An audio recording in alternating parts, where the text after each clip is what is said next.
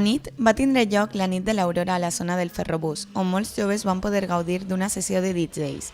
La música dels nostres DJs cullerencs Aitor Galán o Javi Selfa van servir per amenitzar la nit. És la nit de l'Aurora, toca eixir, veure un poquet l'ambient. Pues de moment hi ha poc ambient, però suposo que segons avança la nit anirà millorant la cosa.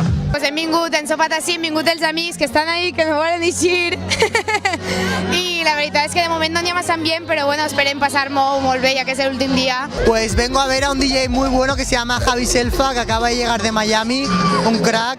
Y bueno, a pasar unos días de Pascua, ¿no? Por aquí, por Cullera. Nosaltres som de Corbera i m'han vingut així de festa, a veure com està la cosa. I està molt bé. L'acte, que es realitza en la matinada del diumenge, conclou amb l'arribada de la patrona de Cullera a la platja del Sant Antoni.